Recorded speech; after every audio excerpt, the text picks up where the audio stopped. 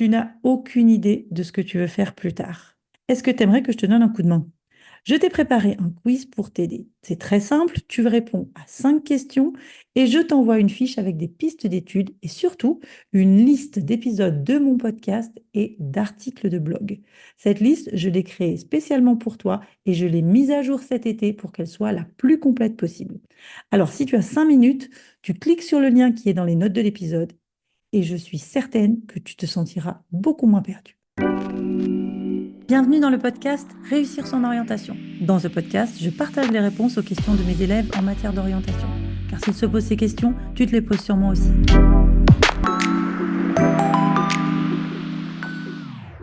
J'habite à la frontière suisse et donc j'ai souvent des élèves intéressés par faire leurs études dans ce pays. Alors, les élèves locaux, eux, veulent faire leurs études en Suisse parce que c'est à côté de chez eux, donc parfois ça leur évite des frais d'hébergement ou ça leur permet de rentrer plus facilement chez eux le week-end, mais aussi parce que c'est une très bonne façon de trouver un travail dans ce pays à la fin de leurs études. Forcément, quand on a un pied dedans et des diplômes connus par les employeurs, c'est plus simple. Évidemment, travailler en Suisse, c'est tentant pour plein de raisons. Ben, d'abord parce que le taux de chômage aujourd'hui est très bas. On est à peu près à 2,3% de chômage dans toute la Suisse, un tout petit peu plus en Suisse romande à 3,3%. Le SMIC, c'est à peu près 4 500 francs en Suisse romande. Donc, on va dire que les francs, c'est à peu près les euros là en ce moment. Voilà. Après, bon, il faut savoir qu'évidemment, le coût de la vie est extrêmement élevé, mais globalement, je peux confirmer que la vie est plutôt très agréable. Alors, je me suis dit que même si toi, tu n'étais pas frontalier, c'est-à-dire que tu n'habites pas juste à côté de la frontière, peut-être que tu pourrais être intéressé par des opportunités d'études en Suisse. Et j'ai donc décidé de te faire un épisode à ce sujet. Alors, de manière très générale, d'abord, les études en Suisse, comme en France, sont des études quasi gratuites, d'accord? Donc, c'est pas les études en soi qui vont te coûter cher. Il y a une très forte offre d'études publiques et une offre d'études privées un tout petit peu moins peut-être développée qu'en France. La Suisse, elle va être divisée en plusieurs cantons, mais c'est surtout ce qu'on va regarder, c'est des régions en fonction des langues. Donc on va dire qu'il y a 60% de la Suisse qui parle allemand, on va parler de la Suisse alémanique, 20% de la Suisse qui parle français, c'est la Suisse romande, et 8% de la Suisse qui parle italien, c'est la Suisse italienne. Donc moi ici, je vais m'intéresser surtout à la Suisse romande, à l'offre d'études en français. Donc on va parler plutôt de l'offre des cantons de Genève, de canton de Vaud, du Jura et de Neuchâtel. Alors on parle aussi un peu français à Berne et à Fribourg, mais c'est plutôt les 4 premiers cantons qui vont m'intéresser. Alors, je vais d'abord te parler des grandes lignes du système. Ensuite, on va rentrer en détail dans les différents types de formations et puis on va envisager aussi les conditions d'entrée dans ces formations. Alors, les grandes lignes tout d'abord. Donc, c'est beaucoup plus simple de trouver son chemin en Suisse que c'est possible en France. Finalement, en Suisse, il y a 3 types de formations. Il y a les universités qu'on va appeler les hautes écoles universitaires. Il y a les écoles spécialisées qu'on va appeler les autres écoles spécialisées. Et puis, il y a, comme je te l'ai dit, quelques écoles privées. Il n'y a pas de Parcoursup en Suisse. En fait, il n'y a pas de système centralisé pour faire ces candidatures. Tu dois postuler pour chaque université et tu vas postuler entre la mi-janvier et grosso modo la fin avril. Je te l'ai dit, les études sont quasi gratuites. Les droits d'inscription, ça va entre 500 et 1000 francs. Alors, j'oublie les écoles privées, hein, évidemment, qui sont carrément pas gratuites, on le verra tout à l'heure, mais plutôt très, très chères. Je reste sur le système public, donc quasi gratuit. Par contre, ce qui va être problématique, c'est certain, c'est le coût de la vie. Donc, le coût de la vie, il est assez élevé, parfois même très élevé, surtout dans les grandes villes comme Genève ou Lausanne. Et surtout, comme dans toutes les grandes villes européennes, c'est difficile de trouver des logements. Donc, à Genève ou à Lausanne, c'est difficile quand même de trouver des logements et des chambres parfois à moins de 800 000 francs. Alors, il y a quelques offres d'hébergement étudiants, mais comme partout, hein, les hébergements étudiants, il n'y en a pas beaucoup. Mais en plus de ça, après, ben, il faut te rajouter un budget pour l'assurance maladie. Et ça, tu vas t'en sortir à entre 200 et 300 francs par mois. Il va falloir manger, il va falloir se déplacer. Et bref, globalement, ça te fait un budget enfin, compris entre 18 et 25 000 euros. Alors, sincèrement, si tu compares avec des études à Amsterdam, avec des études à Londres, on reste dans des budgets qui sont à peu près similaires. Et puis, si tu envisageais, par exemple, de faire une école privée en France, là aussi, finalement, ton budget va tourner dans ces eaux-là. Donc c'est cher, mais il y a d'autres offres en Europe qui sont aussi très chères. Et rappelle-toi, bah, c'est vrai que si jamais un jour tu veux travailler en Suisse, alors tu peux le faire avec une formation française, évidemment, mais tu augmentes tes chances, c'est c'est certain. Et là aussi, une qualité de vie que je te confirme être exceptionnelle. Alors voilà pour les grandes lignes. Donc on va voir maintenant en détail d'abord les hautes écoles universitaires. Donc, en fait, les hautes écoles universitaires, bah, c'est l'université. Donc, l'université, en fait, c'est un système en 5 ans, ou plus, évidemment, si tu veux faire un doctorat. La différence avec la France, c'est que quand tu commences tes études en France, tu as accès à un master garanti. Alors, pas forcément le master que tu veux, mais un master, puisque c'est un package de 5 années. Donc, il n'y a pas de plateforme et de nouveau de candidature que tu devras faire en te disant est-ce que je vais avoir une place ou pas après ta licence, comme tu peux l'avoir en France. Par contre, à partir du moment où tu échoues 2 fois, donc on appelle ça un échec académique, tu rates ton année, et bien là, tu te retrouves en échec définitif. Et là, à partir d'un échec définitif, tu n'as plus le droit de continuer tes études en Suisse.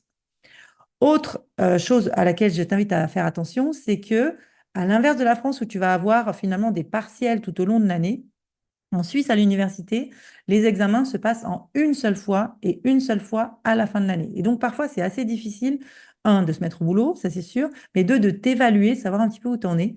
Alors, évidemment, il y a des galops d'essai, mais c'est pas forcément simple. Et c'est vrai que c'est très, très courant de devoir repasser certains modules en été. Et donc, toujours avec cette espèce d'épée de Damoclès de se dire, ben voilà, j'ai pas le droit de louper parce que 2 échecs, au bout d'un moment, c'est interdiction de continuer. Alors, en Suisse romande, il y a en fait 4 universités. La première, c'est à Genève, c'est l'UNIGE, où là, la condition d'entrée, c'est d'avoir 12 sur 20, donc c'est la même chose dans toutes les universités. Les conditions d'entrée à Genève, par contre, sont un tout petit peu plus souples que dans les autres universités. Il faut un bac général pour pouvoir entrer à l'université. Il faut absolument avoir fait maths en première, maths, SVT et physique-chimie. Et en terminale, il faut que tu en gardes deux, donc soit maths ou maths complémentaires et SVT ou physique-chimie. C'est-à-dire que tu es obligé d'avoir des maths, mais l'avantage du canton de Genève, c'est que tu peux conserver les maths complémentaires à condition évidemment de garder la SVT ou la physique-chimie. Donc toutes les formations sont possibles comme dans n'importe quelle université française, hein. Et c'est le seul canton dans lequel tu vas pouvoir faire des études de médecine. Dans les autres cantons, tu ne peux pas faire des études de médecine, à condition, là, pour le coup, d'être frontalier, puisqu'il faut avoir travaillé dans le canton de Genève depuis plus de 5 ans pour pouvoir faire des études de médecine à Genève. Alors, évidemment, si tu es suisse, les conditions sont différentes. Là, je parle pour des élèves qui n'ont pas la nationalité suisse. La deuxième université, c'est l'UNIL. Alors, l'UNIL, c'est à Lausanne. Les conditions d'entrée, c'est toujours 12 sur 20. Et là, cette fois-ci, comme dans toutes les autres universités suisses, c'est maths en première et en terminale. Et ensuite, SVT ou physique-chimie. Là, les maths complémentaires, ça fonctionne pas.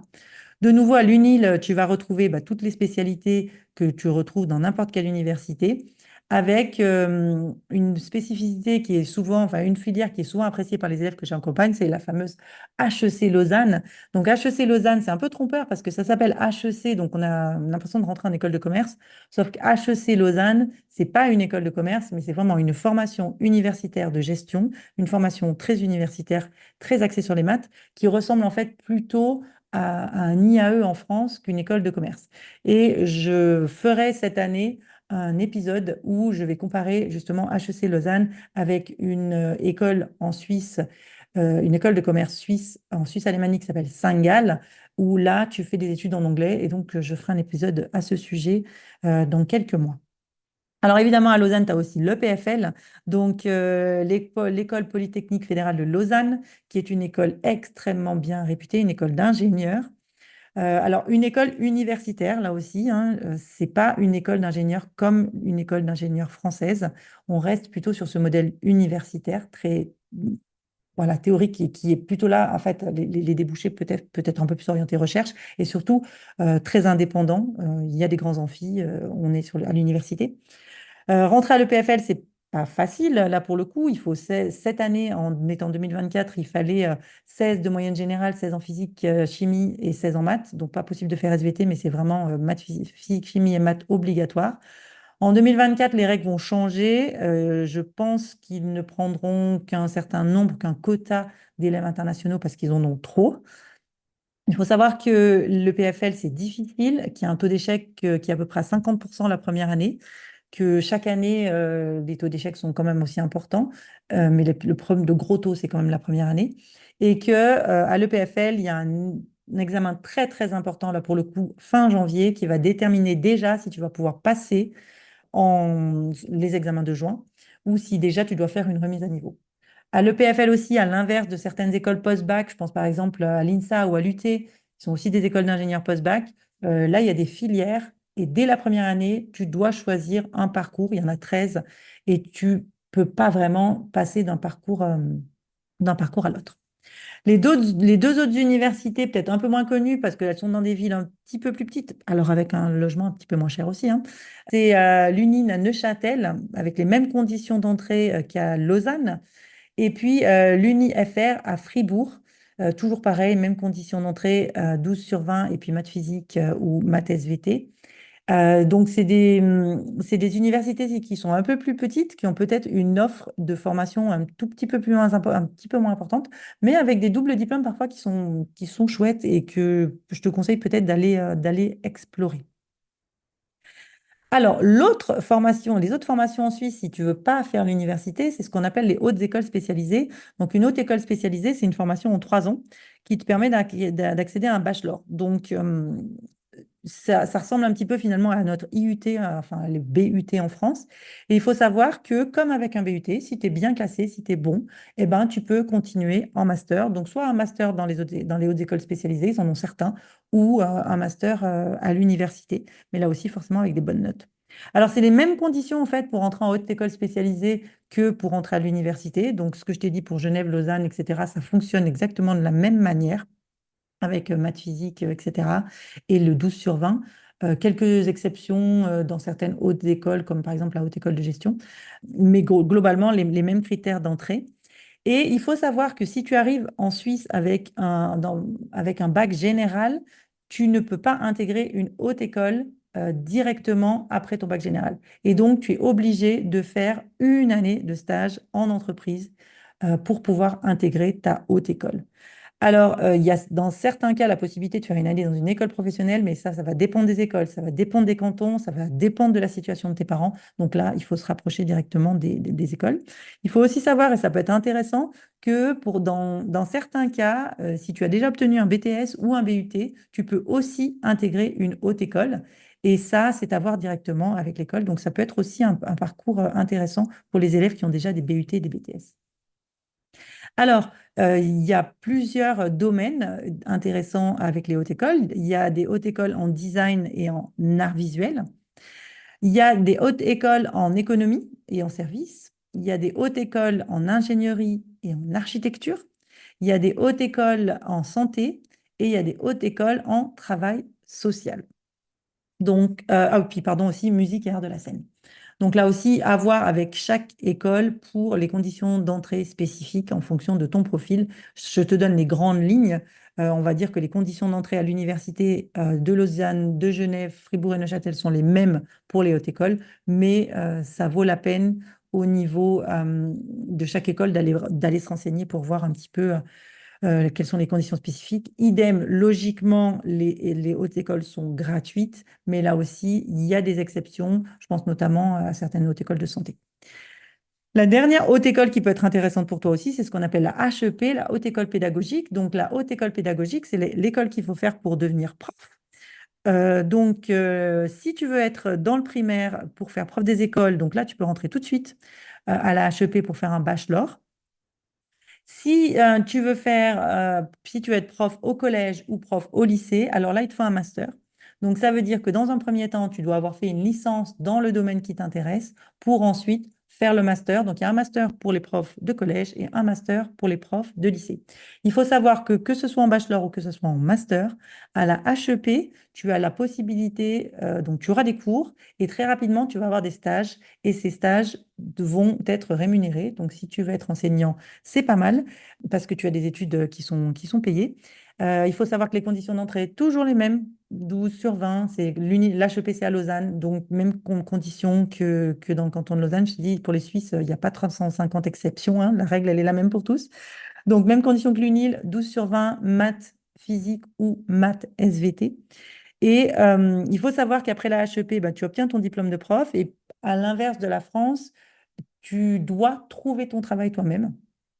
Donc, c'est à toi d'aller postuler. Il y a des offres d'emploi qui sont faites directement sur les sites de chaque canton et c'est à toi d'aller postuler pour pouvoir trouver ton travail. Il faut savoir que les enseignants du système public en Suisse sont extrêmement bien rémunérés, ont des conditions de travail très, très favorables.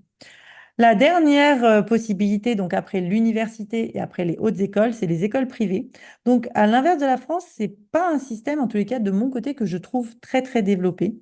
La plupart des jeunes qui ont fait leurs études, ben, en tous les cas, les jeunes Suisses vont faire leurs études dans le public. Il faut savoir qu'en Suisse, si tu as ta maturité, tu es accepté de droit à l'université. Donc, bah, c'est quand même intéressant. Enfin, tu te poses la question pourquoi aller dans une école privée. Et si tu as ta maturité gymnasiale, bon, évidemment, comme les Français qui ont un baccalauréat général, tu vas faire une année de stage pour aller en haute école, mais en fait, finalement, tu as énormément de possibilités qui sont offertes à toi de manière publique. Donc, les écoles privées sont moins développées. Il y en a quand même. Alors, pour le coup, elles sont vraiment assez chères. Leur grosse valeur ajoutée, la grosse valeur ajoutée de la Suisse, c'est certainement dans tout ce qui va être tourisme, hospitalité, accueil. Je pense par exemple à l'école hôtelière de Lausanne, je pense à l'école d'hospitalité des Glions. Il y a vraiment des écoles qui ont une réputation mondiale de qualité et qui te permettront à l'issue de cette école de trouver un travail là aussi de qualité parce que leur réseau d'anciens les alumni est quand même très important. Donc là aussi, il faut considérer plutôt ça peut-être comme un investissement. De la même manière finalement que venir travailler, faire ses études en Suisse, c'est cher, mais ça peut être considéré comme un investissement pour peut-être après trouver un travail dans ce pays si évidemment ça t'intéresse. Voilà, donc j'espère que dans cet épisode te permet de comprendre un peu mieux comment on étudie en Suisse. Donc de toute façon, à savoir que si c'est un de tes projets et que tu es encore lycéen, surtout en seconde, euh, pense à prendre maths, physique, SVT parce que sans maths, physique, SVT, tu oublies la Suisse et il n'y a pas d'exception. C'est pas un pays à exception, c'est la règle, elle est comme ça et c'est soit tu es dans la règle, soit tu l'es pas. Et les règles sont assez simples. Donc, anticipe. Et puis, pense bien que même si l'entrée à l'université peut paraître assez simple, la réussite de la première année, parfois, est complexe. L'encadrement à l'université, c'est comme en France, c'est pas forcément évident.